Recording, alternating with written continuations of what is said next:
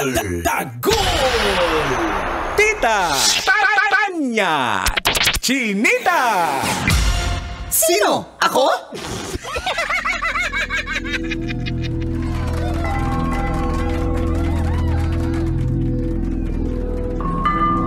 Maayong adlaw, Luzon, Visayas, Mindanao. Mga inaantok, ako pala si Manggas at ito ang Siko. Sino? Ako?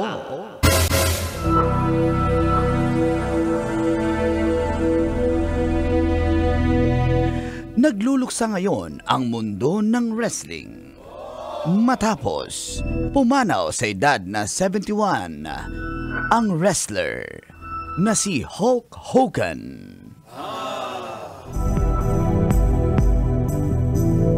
Inatake umano sa puso ang wrestler.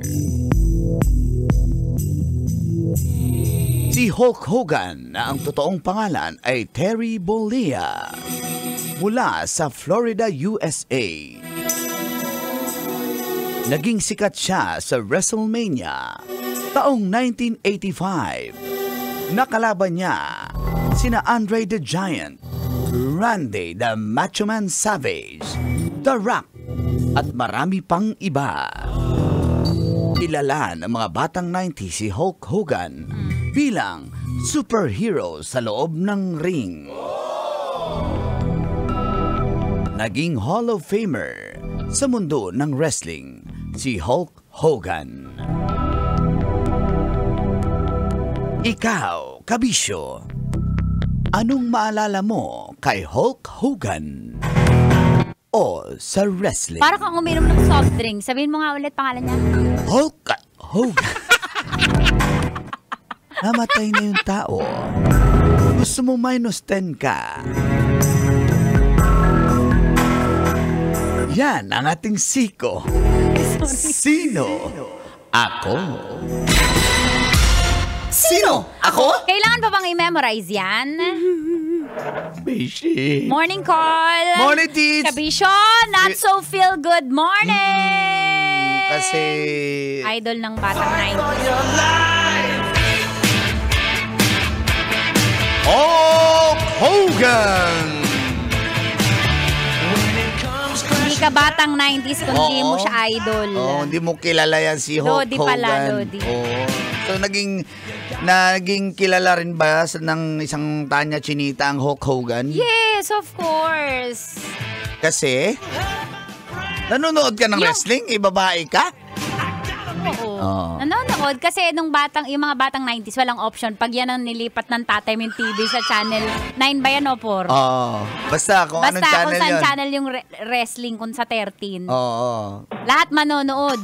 Kahit babae ka, wala kang no choice. Ang sa amin naman, wala kaming TV. Doon kami nakikinood sa Kapitbahay. kapitbahay, yung black and white pa na may kahon.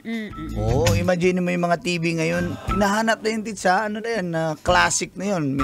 Binibili na ng mahal yun. Pero syempre, dahil doon napanood natin yung mga idolo natin sa wrestling. Yan talaga yung entertainment ng mga batang 90s. Nung 90s tayo, di ba? Yung sakitan, no? Siguro kaya violente ka, Mang Kanor. Naiyak nga ako kasi. Sino favorite mo pa bukod kay Hulk Hogan? Hulk Hogan, yung babaeng wrestler. Sino? Nakalimutan ko yung pangalan niya. Wala akong masyadong ma-recall Hindi ko ano yung pangalan kasi it's a trap. Tatrap na naman ako ni Tita, guys. Hindi ako mahilig mag-entrapment. Totoo, si Hulk Hogan isa yan na pag nasa ring na, di ba, binubugbog mo na siya. Anong signature niya? Yung parang gumaganon yung kamay niya. Parang nagsishake nakita nila.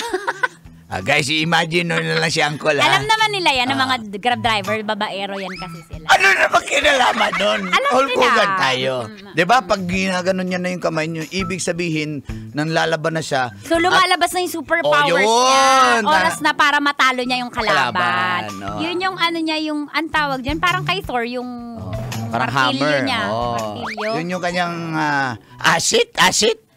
Uy, hindi, walang acid dito. Baka mahuli tayo dito. Ay, hindi ba dyan? Ito nga sabihin na drugs siya. Yun yung strength niya. Strength. Yan, yung strength. Thanks. Tapos ang pinaka-iconic sa akin na laban niya, yung si Andre the Giant. Bakit? Diba kasi malahigante, malaki pa sa kanya, pero nabubuhat niya yun.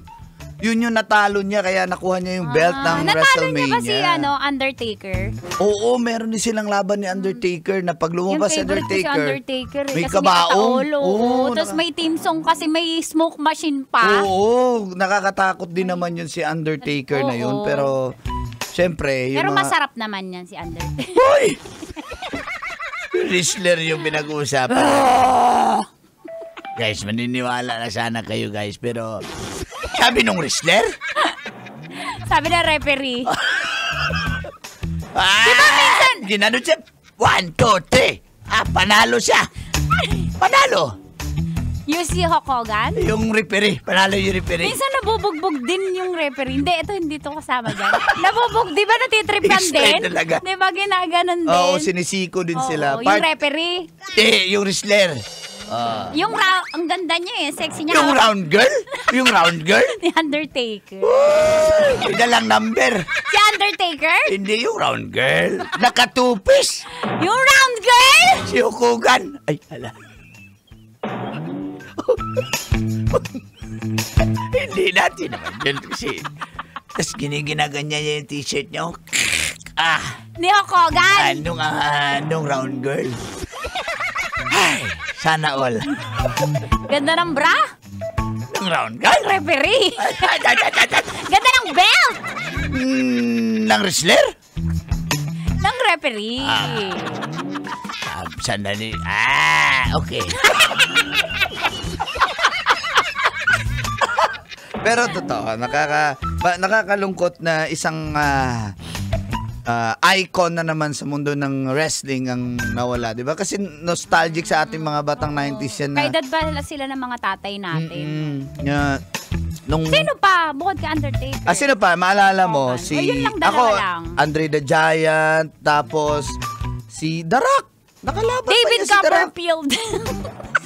Sino yun? David Copperfield. Sino yun?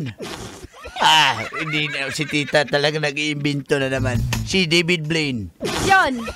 Iba yun. Mga 90s. Magician yun eh. Meron pa si Bret Hart, Shawn Michaels. Yun yung mga Hindi ko tisoy. nakilala. Mga tisoy na Michael wrestler. Jordan. Iba yan. Iba. Mike Tyson?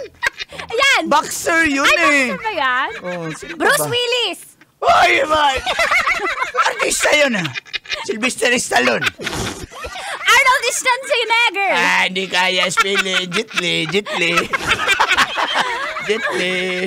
Ay, nako. Anyway, sa ano Nakikiramay po kami. Nakikiramay tayo dito. Yung mga batang 90s yan. Yan, sina Steve Austin 316. Isa kayo sa nakaka-heal po ng aming mga childhood. Yes, come on, let's go. Childhood sweetheart? Sige.